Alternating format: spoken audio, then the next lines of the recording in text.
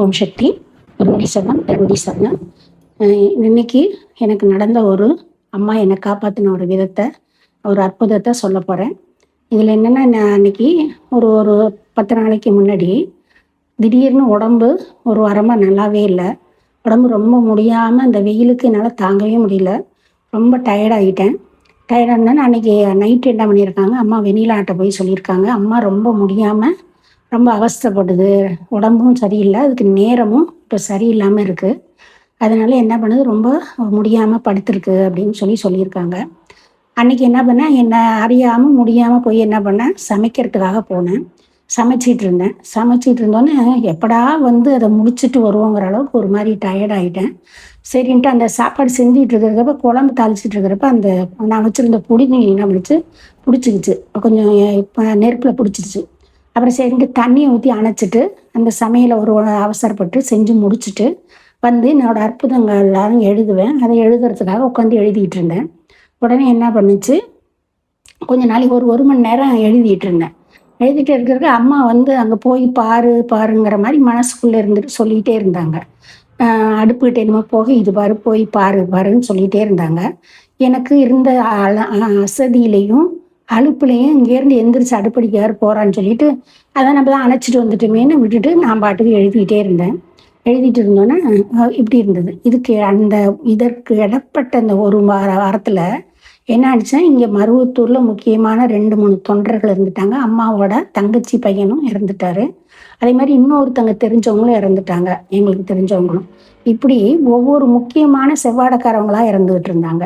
எனக்கும் ரொம்ப முடியல. நான் அம்மாட்ட சொல்கிறேன், அம்மா எனக்கு உடம்பு நல்லா வச்சு நான் தொண்டு செய்வேன்னு நினச்சா இந்த உடம்பை வச்சிருமா, இல்லைன்னா தயவு செய்து இந்த உடம்பை எடுத்துகிட்டு போயிருமா, எனக்கு ரொம்ப முடியல, இதுக்கு மேலே நான் இங்கே இருக்கிறதுக்கு தொண்டுக்கு உனக்கு பயன்படுவேன்னா வச்சிருமா, அப்படி இல்லைன்னா சீக்கிரமாக கொண்டு போயிருமா, என்னால் முடியலம்மா அப்படின்னு சொல்லிட்டு இருந்தேன்.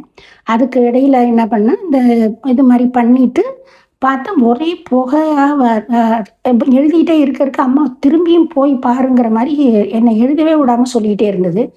என்னடா அப்படி சொல்லுதுன்ட்டு நான் பாட்டுக்கு அடுப்படிக்கு போய் பார்க்குறேன்.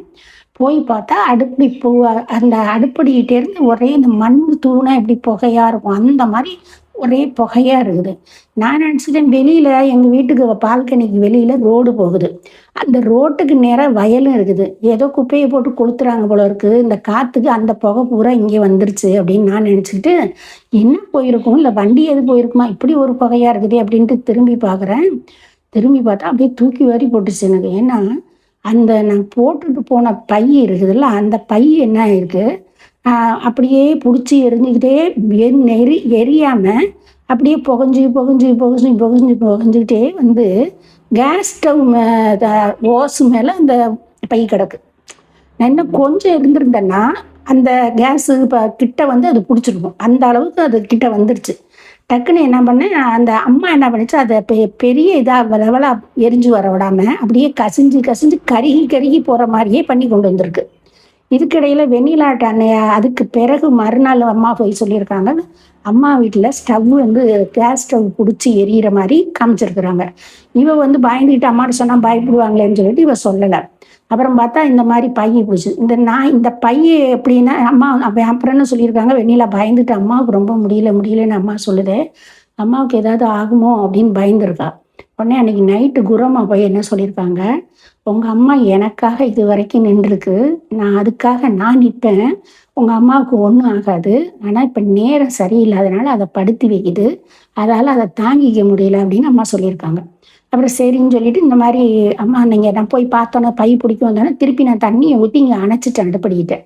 அப்புறமா நான் வெண்ணிலாட்ட இந்த மாதிரி சொன்னோன்னே அந்த பை எப்படின்னா, அந்த மஞ்சள் பையே நான் துணி பிடிக்க வச்சுருந்தேன், அதில் வந்து குரம்மா படமும் கருவரம்மா படமும் இருக்கும்.